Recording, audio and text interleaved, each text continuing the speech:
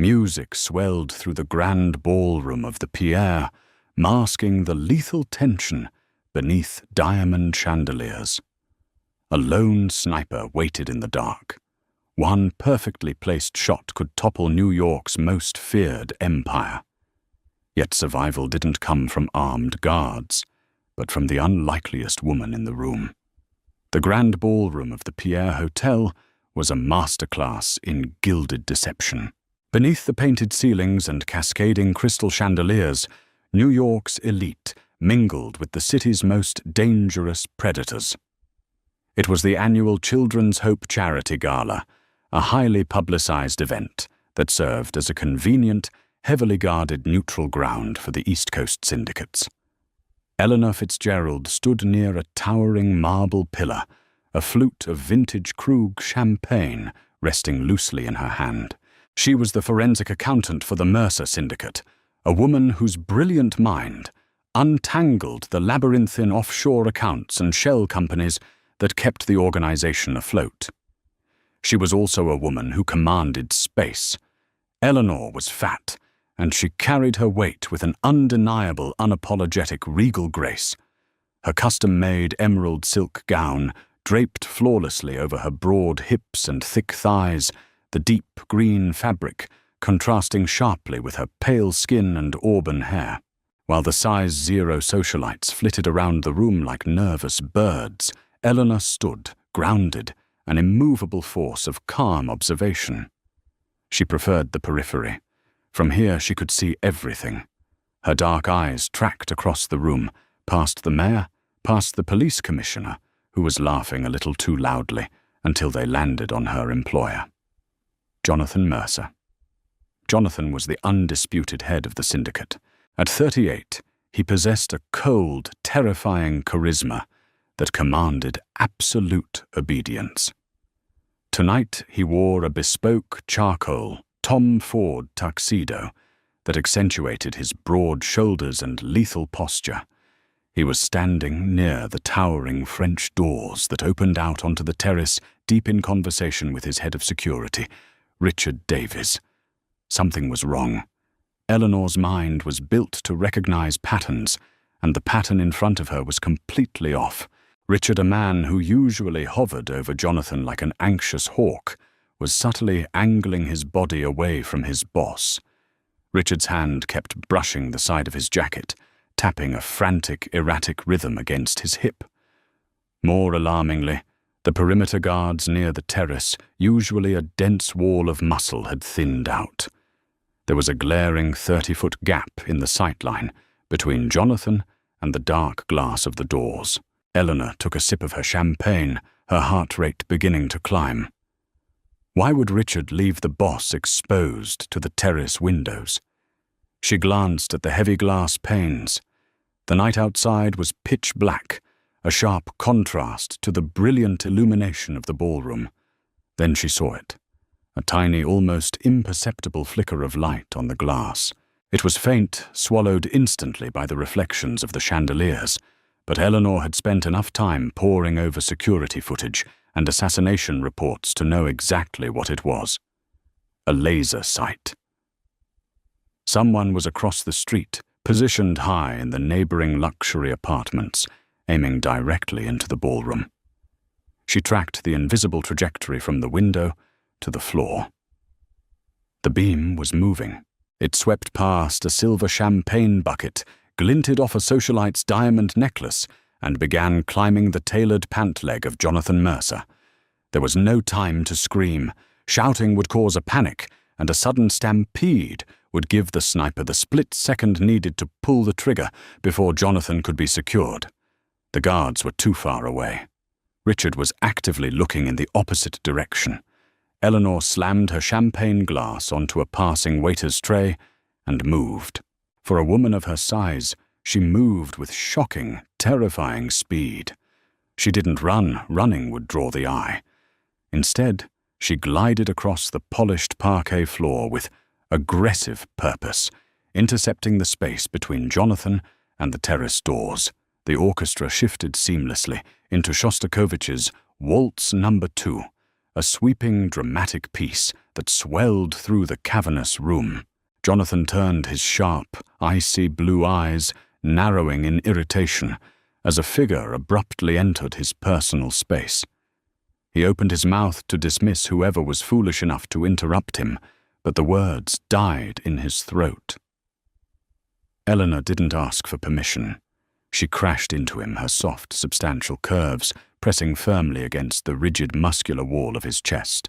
Her right hand clamped onto his left shoulder with a grip like a steel vice, while her left hand caught his right, forcing his arm up into a ballroom frame. Jonathan's body instantly went rigid with lethal intent. His free hand twitched toward the concealed holster beneath his jacket. "Dance as my husband. There's a red dot on your forehead," she whispered, her voice a low, urgent hiss against his jaw. Jonathan froze. The sheer audacity of her action, combined with the chilling weight of her words, short-circuited his violent reflexes. He was a survivor, above all else. He didn't look toward the window. He didn't flinch. His eyes simply locked onto hers, dark and calculating. "Lead," he murmured back, his voice a dangerous rumble. Eleanor stepped backward, pulling him with her. "Keep your posture straight. Move into the turn. If we stop, you die." They swept onto the dance floor, a striking, unconventional pair, cutting through the sea of pastel dresses and dark suits. Eleanor's emerald skirt flared around her calves, a brilliant splash of color, as she forcefully steered the most dangerous man in New York away from the kill zone. 3 o'clock. Terrace doors, Eleanor murmured, her lips fixed in a polite, brilliant smile for the benefit of the onlookers. "Sniper. High elevation." The trajectory was aiming right for the space between your eyes. Jonathan smoothly took control of the frame, his hand resting firmly on the thick, warm curve of her waist. Despite the adrenaline spiking through his veins, he noted the solid, comforting pressure of her body against his. There was nothing fragile about her. She was an anchor in the sudden chaos. "Who?" Jonathan asked, his smile equally fake, his eyes scanning the crowd over her shoulder as they executed a sharp pivot. "I don't know who is holding the rifle," Eleanor replied, her breath slightly elevated from the exertion and the terror. "But I know who opened the door for them. It's Richard." Jonathan's grip on her waist tightened painfully. "Watch your accusations, Eleanor. Richard has been with the syndicate for 15 years. And for the last 6 months, he's been embezzling from the Cayman offshore accounts." Eleanor countered, flawlessly anticipating his pushback. They spun past a table of oblivious hedge fund managers. "I found the discrepancies 3 days ago. $4.2 million heavily obscured through dummy tech corporations. I was building the full dossier to present to you tomorrow. He must have realized the audit was closing in." Jonathan's jaw locked. The betrayal stung, a cold venom seeping into his chest. He looked past Eleanor's auburn hair and spotted Richard standing near the north exit. The security chief was staring at them, his face pale, his hand gripping a two-way radio. Richard hadn't expected Jonathan to suddenly take to the dance floor with the syndicate's accountant. The moving target had ruined the shot. He cleared the terrace guards. Jonathan stated the realization, solidifying into a quiet, deadly rage. "Yes," Eleanor said, keeping the waltz perfectly on tempo. "And right now he is trying to figure out how to reset the board.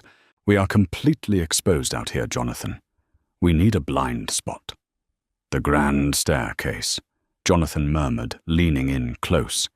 The intoxicating scent of her perfume, something dark, woody, and expensive, filled his senses. "If we can make it behind the sweeping curve of the stairs, the marble will block the line of sight from the windows. From there, the service elevators." "We can't just sprint," Eleanor warned, her hand squeezing his shoulder.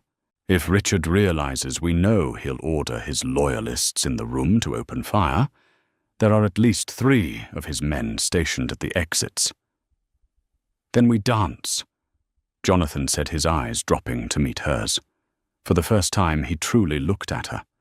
Really looked at her.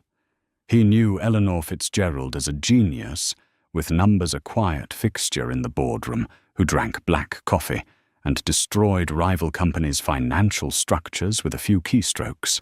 But here in his arms she was breathtaking. Her plush lips were parted, her chest heaving against his, her dark eyes entirely devoid of the fear that usually plagued those in his presence. She was magnificent, and she was currently the only thing keeping him breathing. The orchestra hit a sweeping crescendo. "Dip me," Eleanor commanded suddenly. "What? The laser, it's back." "Drop." Jonathan didn't hesitate. He hooked his arm firmly around her waist, bracing his legs, and dipped her deeply toward the floor just as they spun.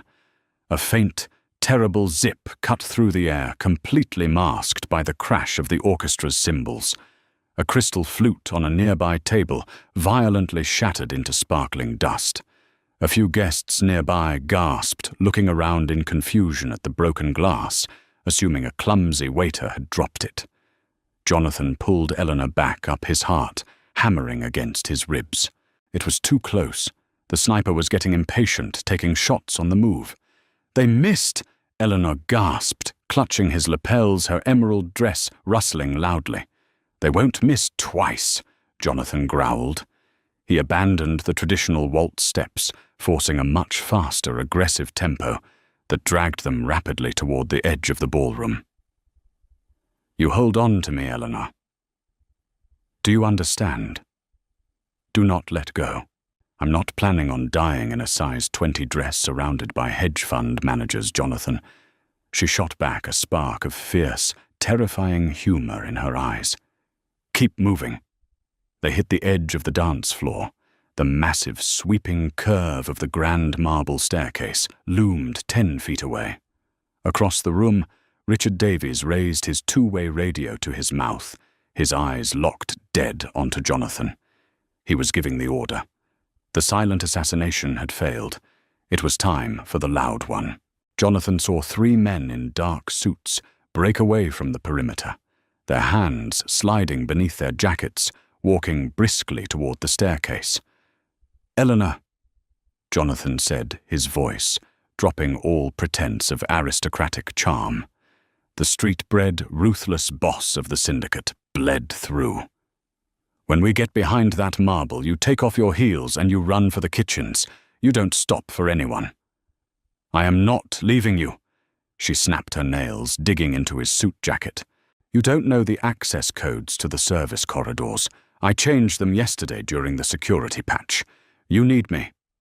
Jonathan let out a harsh, incredulous laugh. "You're a terrifying woman, Fitzgerald." "I'm an accountant mercer. I always balance the books." With a final violent spin, Jonathan practically threw them both behind the thick, impenetrable cover of the grand staircase.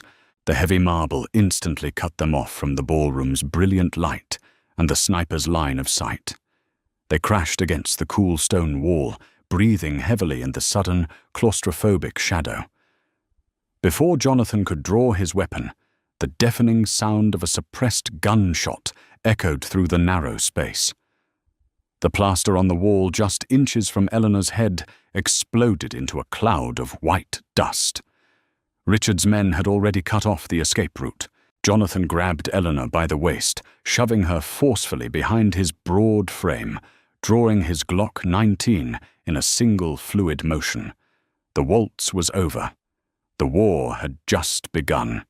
The gunshot was a deafening crack in the tight marble-lined alcove, but Jonathan's reaction was instantaneous. He didn't flinch. He didn't hesitate. Before the plaster dust could even settle on the shoulders of Eleanor's emerald silk gown, Jonathan pivoted his Glock 19, raising with terrifying mechanical precision. He fired twice. The suppressed thwip-thwip of his weapon was barely audible over the roaring orchestra still playing in the ballroom behind them, but the results were brutally effective. The first of Richard's men, a hulking enforcer named Gregory, whose private rap sheet Jonathan knew by heart, crumpled to the floor, 2 hollow point rounds buried deep in his sternum. "Move!" Jonathan commanded, his voice a guttural bark that brokered no argument. He grabbed Eleanor's hand, his long fingers interlacing with hers. Eleanor didn't freeze.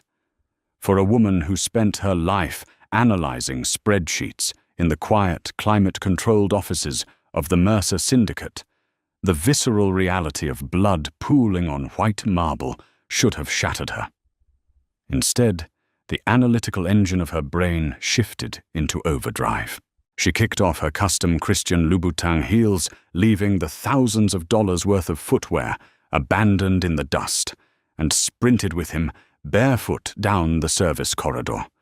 Her body was heavy, soft, and powerful. She used her substantial weight to her advantage, throwing her solid shoulder against the heavy steel fire doors that stood between them, and the hotel's underbelly, bursting them open with a forceful shove that saved Jonathan precious seconds. "Take a left past the linens," Eleanor gasped, her bare feet slapping quietly against the linoleum. "The kitchen for the Perrine restaurant is dead ahead.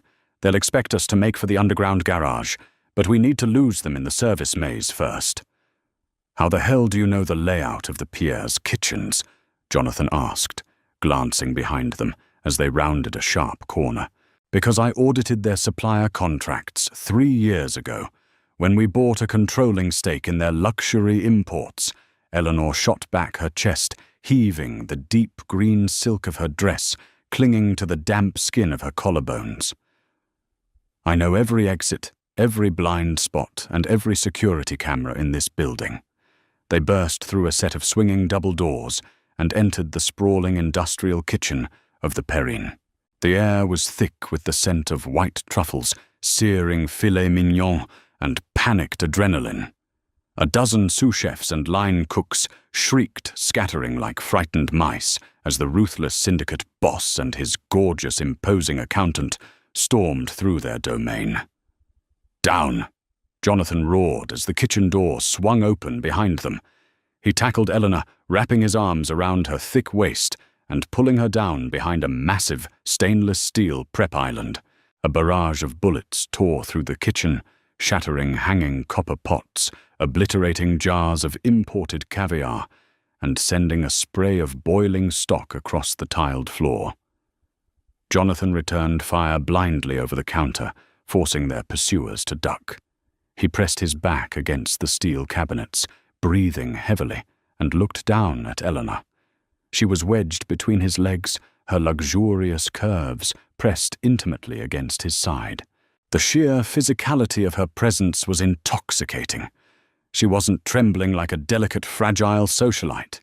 She was breathing hard, her dark eyes flashing with a fierce, brilliant defiance. "Are you hit?" he demanded, his hands hurriedly scanning her arms, his palms running down the thick, strong line of her hips to check for blood. "No," she whispered, catching his wrists to stop his frantic search. Her touch was warm, grounding his spiking adrenaline. "But we are trapped. Thomas and 2 others just walked in.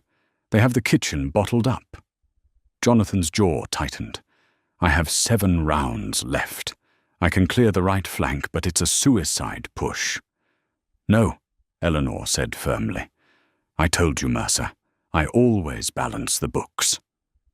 She reached up her fingers, gripping the edge of the prep table, and pulled herself up into a low crouch. Her eyes darted toward a digital keypad mounted on the wall near the pantry, the central override for the kitchen's automated service elevators and emergency bulkheads. "Cover me for exactly 4 seconds, Eleanor said, her voice completely devoid of panic. Before Jonathan could object, she lunged. She moved with a surprising aggressive agility, her bare feet finding purchase on the slick stock-covered tiles. Jonathan instantly stood, unleashing a rapid volley of suppressing fire toward the swinging doors to keep Richard's men pinned down. Eleanor slammed her palm against the keypad. Her thick, manicured fingers flew across the digital numbers with the blinding speed of a woman who typed 140 words a minute. Beep, beep, beep, beep, buzz. An ear-piercing alarm suddenly blared through the kitchen.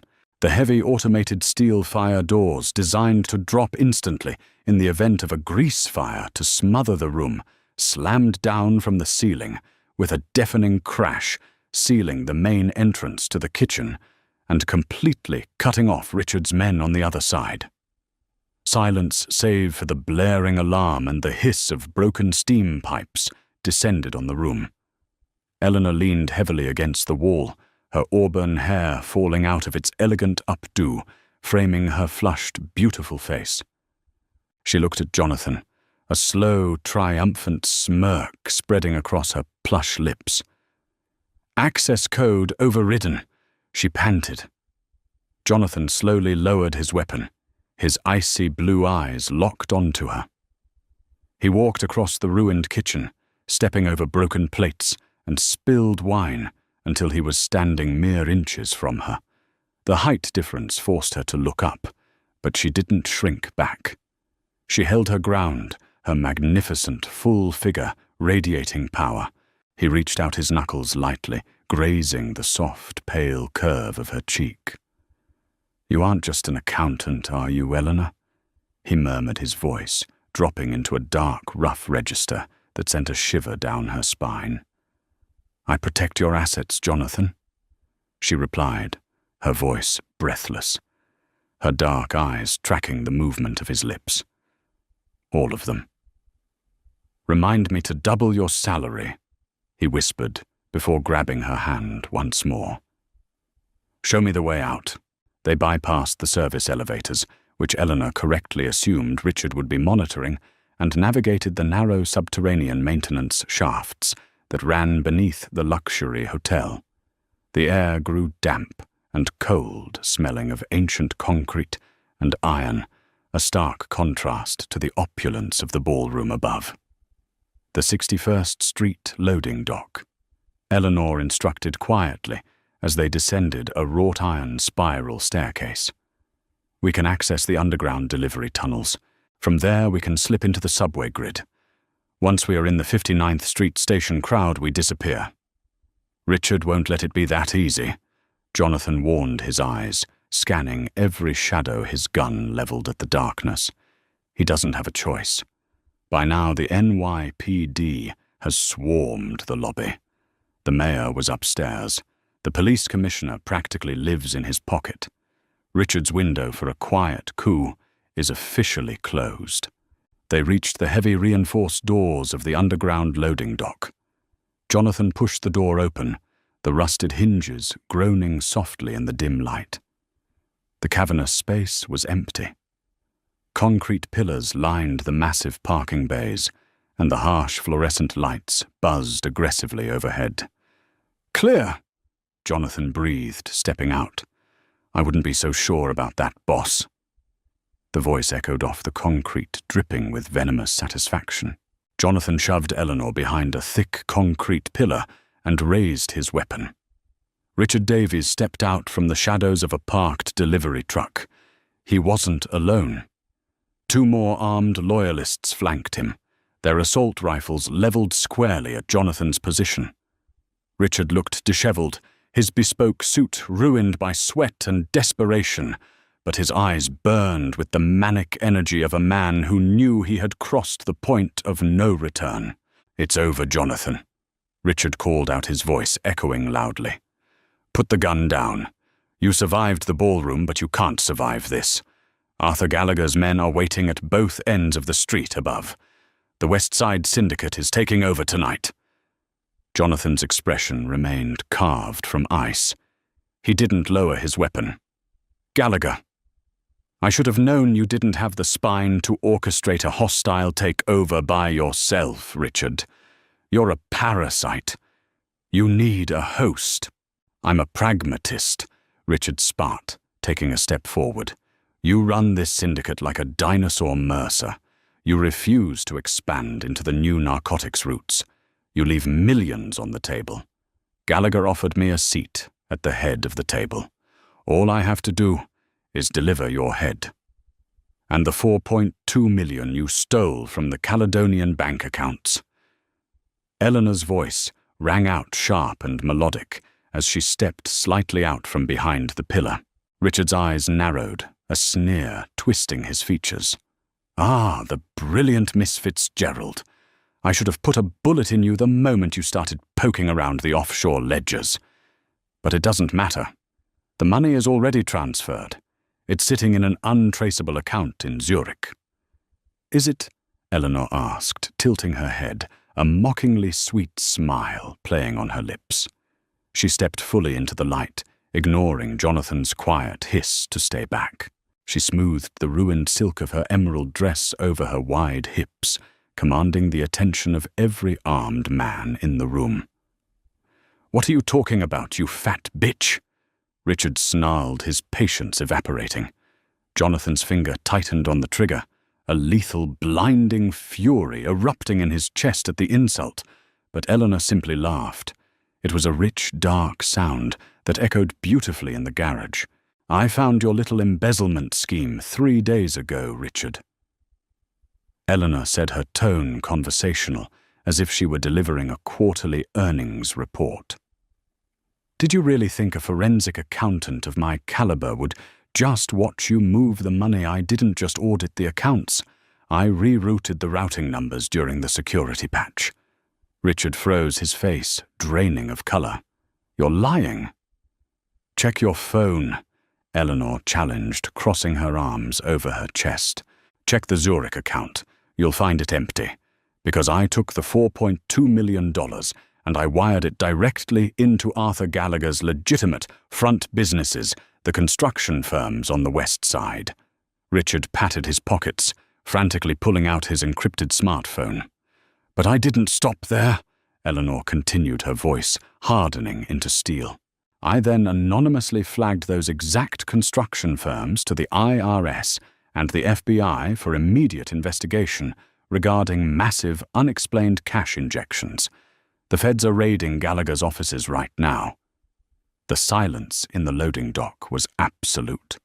"Gallagher doesn't have men waiting for you upstairs, Richard." Eleanor delivered the final devastating blow. "Gallagher is currently being arrested. You have no money. You have no backer. You have nothing." Richard stared at his phone, his hands shaking violently as the reality of his total destruction washed over him. He had been outplayed, outsmarted, and utterly ruined, not by the ruthless Mafia boss, but by the quiet, heavy-set woman who sat in the corner office. In that split second of Richard's total psychological collapse, Jonathan moved. He stepped out from cover, firing twice in rapid succession. The 2 loyalists beside Richard dropped before they could even process the shift in the atmosphere. Richard looked up, his eyes wide with sudden terror, just as Jonathan walked right up to him. Jonathan grabbed Richard by the throat, slamming him back against the delivery truck. He pressed the hot barrel of his Glock directly beneath Richard's chin. "She is not a bitch," Jonathan whispered, his voice a demonic rasp. "She is a goddamn queen." He pulled the trigger. The echoing boom faded slowly, leaving only the distant muffled wail of police sirens from the streets above. Jonathan dropped the empty gun onto the concrete. He turned slowly, his chest rising and falling, the adrenaline finally beginning to ebb. He looked at Eleanor. She stood amidst the carnage, her emerald dress stained her bare feet, dusty, her auburn hair wild. She had never looked more beautiful. She had saved his life, secured his empire, and systematically dismantled his enemies without firing a single shot. Jonathan walked toward her, the space between them suddenly crackling with an entirely different kind of tension. He didn't stop until his chest brushed against hers. He reached down his large hands, gripping her waist, pulling her flush against his solid frame. "You routed the money to the feds," Jonathan said, a smirk finally breaking through his stoic mask. "You ruthless, beautiful genius." "I told you," Eleanor whispered, leaning up, her dark eyes heavy with desire. "I protect my assets." Jonathan crushed his lips to hers. The kiss was fierce, demanding, and born of blood and survival. Eleanor kissed him back, with equal ferocity, her arms wrapping around his broad shoulders, her fingers tangling in his dark hair. In the shadows of the subterranean concrete, surrounded by the remnants of a failed coup, the king of New York's underworld finally recognized his equal. She wasn't just his accountant anymore. She was the architect of his empire, the keeper of his ledgers, and the absolute ruler of his dark, unyielding heart. Did the heart-pounding tension and unexpected twists of Eleanor and Jonathan's deadly waltz leave you breathless? This is just the beginning of their dark, passionate empire. If you loved this thrilling dive into the ruthless world of the Mercer Syndicate, don't forget to hit that like button, share this video with your fellow romance lovers, and subscribe to our channel for more intense Mafia stories. Ring the notification bell so you never miss a single lethal twist. Stay truly thrilling